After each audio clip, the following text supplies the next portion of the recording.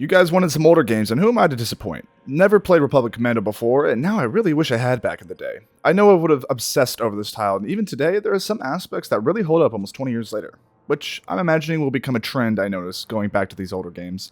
But what actually matters in this moment is the wave of nostalgia seeing the OG LucasArts logo. Brings me back to all the hours I put into LEGO Star Wars, and is just a happy reminder about smiling because it happened. I swear to the Kaminoans that this theme was created in part to be their own Halo theme. Mostly because both have some sort of chanting that is so badass and easy to hum. It really is the best new track of the game and really fits in with them all being brothers singing together before going to war. I mean, Vote In literally translates to brothers all. And holy damn, when you read the translation for this chant that Django had all his clone memorized, it's beautifully written. The main sticking point are all the double meanings that the lyrics harbor. They call themselves Coruscant's Wrath, alluding to, of course, being their perfect army bred for war, but also what they will do to the Jedi come Order 66. And later, every traitorous soul shall kneel, referring to the distaste of the Separatists seceding from the Republic, and later the Jedi and bringing the entire galaxy to heel. Since this is a Mandalorian chant at heart, the vengeance they speak of in this song is in reference to their war with the Jedi that they lost, and soon again will get the revenge through Order 66. And sorry, I'm not done with this amazing track, because the lyric, forged like a saber in the fires of death, is one, just badass, and two, more digs about their distaste for Jedi, seeing themselves on par, if not better than the Jedi, and their flashy swords. Okay, I'm done with the song, let's actually talk about the game. Your designation will be RP01/138. I missed this in the Force Unleashed 2 video, but they reference 1138, which is a nod to Boss in that game, but more importantly, again a nod to George Lucas's first film, THX 1138. I love that Boss is given this designation, as THX was George's first feature, which led the way for Star Wars to exist, similarly to how Boss leads his squad to victory, or more aptly, as sung in Vote In, glory. Each of these stations holds different levels of clones trooper training. You got the boys in just regular clothes, the standard armor, then a commando unit. Just some really neat world building. Just a straight win for Delta Squad being Delta Squad. Seriously though, all their armor coloring just looks so good. I've heard it's quite impractical in real life warfare to make special units appear so differently as they just are painting a large target on their backs. But this is Star Wars and we need toys, and we know the cooler you look, the more badass you are. Now, Delta Squad originally wasn't going to have all the different personalities, voices, or even armor. It was George who relayed the information about what was needed and what he was planning on turning the clones into. George may not be the best writer or director, but damn does the man know how to world build. And knowing his plan for the clones before we even got the Clone Wars series makes me respect him even more than I already did for having this vision. Oh, hell yeah, seeing our main theme pop up as we are loading up and about to go to our first day of war. My headcanon in this scene is that it's actually all the clones chanting this as they're loading up for 0 hour. Sir, we're gonna split up for the drop, but we'll meet you at the RV on Geonosis. Why are they splitting up at all? Let's go with LucasArts saying that each ship should have a commando escort for the regs. The real reason? So we can drop in alone, learn the controls, and not be overwhelmed trying to manage all our squad mates off the jump. You might recognize this music a bit, and it's the Emperor's theme that's playing over this text. You know, the man that orchestrated the war. There's something about calling this 0 hour that starts our journey to the amazing gritty tone that this game nails. Though I'm using a mod to play this in 4K, the graphics still looks pretty stellar considering the time. And when you consider this running on an OG Xbox, it's even more impressive. Everywhere you look in this game plays into that gritty realness that we don't often see in Star Wars. This is the clone's first time ever being on the battlefield, and he's just taken out first thing. A depressing, sad reality of warfare. Tactical information will be displayed on your heads-up displays. You know I love me a diegetic HUD, babies. Everything we see, 38 sees. If they're anything as good as I hear, they can practically win the war themselves. And you'd mostly be right. This little bit is super cute. It reminds me of the Rise of Skywalker, when the Knights of Ren walked by the stormtrooper and said, "Cool." I know he said ghouls, but the former is funnier and it's what I heard. Leave me be! Scorch, I need you to demo that bunker for me. Good. I'm dying to blow something up. So each of our squad mates has a speciality. And it was originally going to be that way, but through development it was more of a headache, so better to have all the squad capable of all tasks. It would have been cool with the Kaminoans' comment about the squad being one body when together, but the line still works as they are all equals essentially, and literally have the same body. Just get us inside without killing the squad, okay, Scorch? Strangely, 38 being voiced by Tamura Morrison makes him stand out even more, though most every clone sounds just like him. Since our other squad mates aren't voiced by him, it makes us feel even more badass as we're closer to being just like Jango Fett, the perfect specimen. And though I love D. Bradley Baker so much, Tomorrow's clones are more no-nonsense killing machines, which fits right into this hard and gritty battlefield. Which brings me into the main pitch of Republic Commando, that being no Jedi, no Force, no Sith, or anything like that. What is war like in this galaxy for the men who don't have magic? If you're like me, I've gotten so tired of every story being around the Force or other plot lines we've experienced. Just dropping in with a completely new set of characters for some stories and missions completely unique to them is so refreshing. And speaking of refreshing, this is essentially the only Star Wars FPS that we've got. Battlefront is meant to be played in third person, so I don't count it, and those older titles, they're so old. No. With an IP like Star Wars, Republic Commando sequels could have gone toe-to-toe with heavy hitters like Halo and COD if LucasArts wasn't so poorly mismanaged. This fact makes Republic Commando somewhat of a little gem tucked away in the myriad of Star Wars games.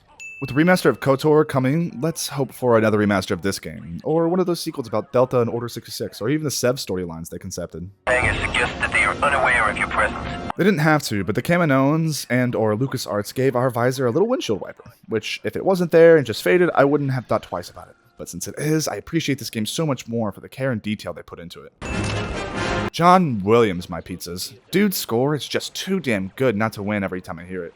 And since the movies have already been winned by the lovely Lee, this is my chance to talk about the droid theme and how I love the nuances in it melodically. If you listen to it, Jedi Temple March, and then Imperial March, you can hear a lot of similarities that you can't miss. The most striking being the percussion used and how similar the melodies are. My favorite part of this, though, is how the music tells the story of what happened during the war Palpy created. The droid theme comes first, and once the clones are basically programmed to behave like droids, the Temple March music is almost a darker remix of that droid theme. And once they've become the Empire, is remixed again in a way that is victorious and almost gloating with an oppressive tone in its presentation. And since Palpy controlled all of these factions, that's why they're so similar. John Williams is a master at his craft. Love when you pop a droid head, homeboy keeps trying his darndest. The Voden plays constantly as we go throughout Republic Commando, and every time, I feel like I've gotten a power-up with how epic it is. I expect nothing less from 07 being the edgy rogue of the party, and him having the slickest moves comes to no surprises. Homeboy is just one number away from being James Bond. If Republic Commando did anything for me, they actually made me respect the droid army a lot more for what it was. I played on easy, and even then I found myself overwhelmed and dying a lot when slightly outnumbered. And no, it's not because I'm bad, I'm good at games, I swear! The animation team went through great lengths to make sure that Delta Squad moved like a real military unit, training with Special Ops instructor Joe Pachoco to make sure the movements are correct. You especially see this on display when breaching a door. And beyond that, just the way the AI works. For a game in 2005, and even today, I'm blown away by how well they actually work with you, especially when you don't issue an order. They will find cover, actually hit their shots, and kill. You need these guys if you want to get through these missions. They aren't just set dressing in, you're the god character that actually does all the killing. The DC-17 being a Swiss Army knife was a perfect way to circumvent the only two weapons thing Halo established. Along with being able to hold all grenade types, you never feel pressured about not having the right tool for the right job. And it's just more fun having all the options at your disposal. Deltas shield their heads when near an explosion. Nice one, animators.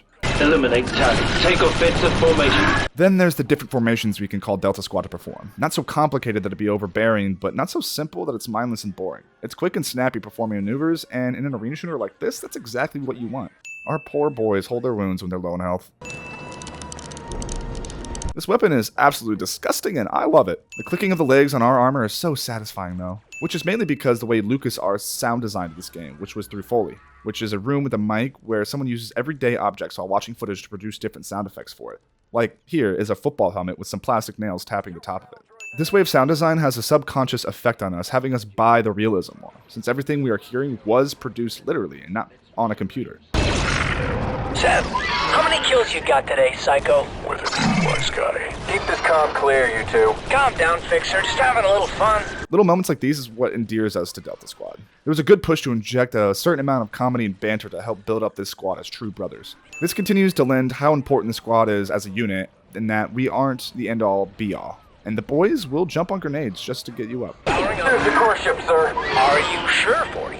Maybe there's another one around the corner. I love how much shit they give 40, and being the by-the-books nerd is cute. The red orb on its abdomen is unshielded and vulnerable. In other words, shoot the big red spot. Thanks for the clarification, 6-2. Back to the scrap heap, Clanker. Oh, baby, the origin of the term clanker, or clanka if you're spicy. LucasArts takes away our squad multiple times throughout, and every time they do, you feel so naked and a little helpless. Goes to show how good a job they did creating this squad-based gameplay. And going it alone just isn't as much fun. Micromanaging the squad was the main thing that kept me engaged, as the gunplay is definitely dated.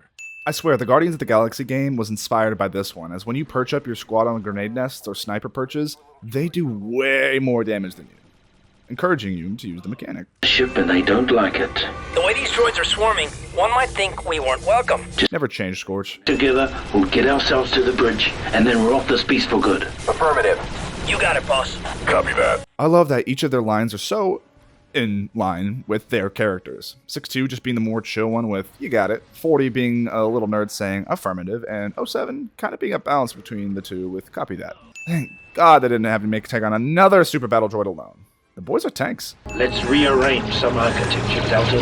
Good work, squad. I hope we don't run across more of those anytime soon. Oh, my sweet summer child. Though the Voden sings of glory, the arrogant Jedi are the ones that get off on it, and all the Deltas care about is job well done, and I freaking love that. Someone important noted your excellence on Geonosis. Which was definitely Yoda, as he calls them directly at the end. You hear that, Sev? Someone thinks I'm excellent. Well, at least that makes two of you. I love this mission mainly because it feels like a nod to Halo Combat Evolved's Guilty Spark mission.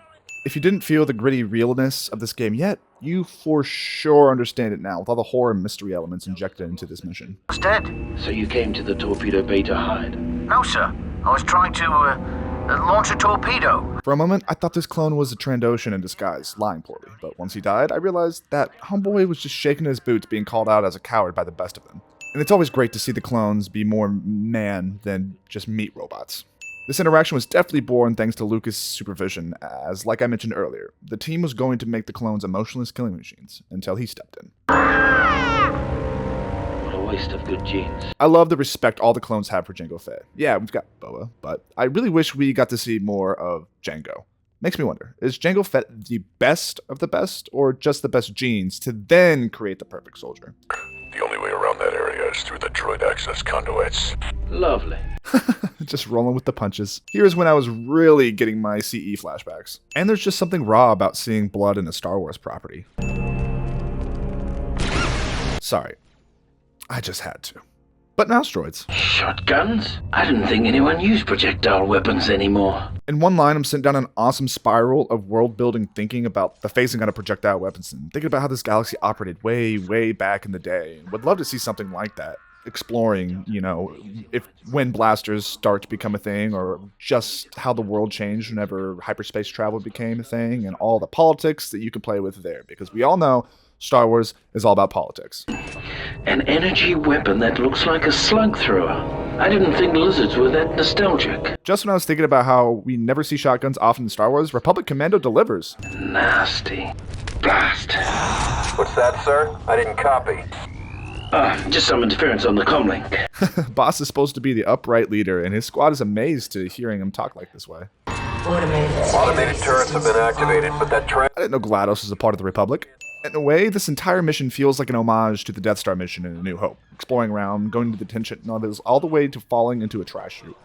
Yeah, they searched me, but I hid the data pretty well. Where exactly? You don't want to know. I was hoping for the prison wallet joke, and I got exactly what I wanted. Man, does shooting this walker make me long for a Republic Commando sequel where we can pilot this thing around a battlefield. Welcome to Kashyyyk. Have I been pronouncing Kashyyyk wrong my entire life? At least you have the element of surprise this time. Hey, get to flip the tables from the shit show that went down last mission. Rule 23. Never pull sentry duty on an empty stomach. All of 40's little rules are always so cute and never cease to entertain me. I really love the design for the Wookiees in this game. The dudes are just ginormous tanks. It's amazing that the droids even stood a chance in the first place.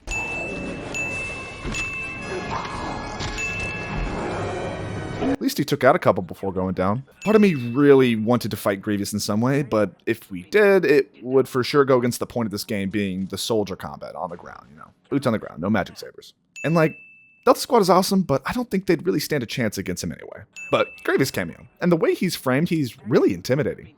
Except for that goofy walk away. Be easier if he backed down a little.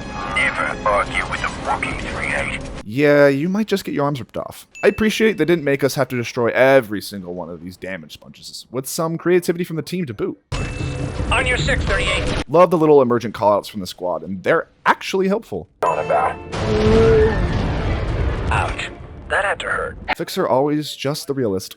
How'd they get that spider droid in here? Must have shipped it in unassembled. Nothing I would have questioned, but glad they got some reason for it. Give us heavy weapon fire, Delta. Yes, sir. Yes, sir.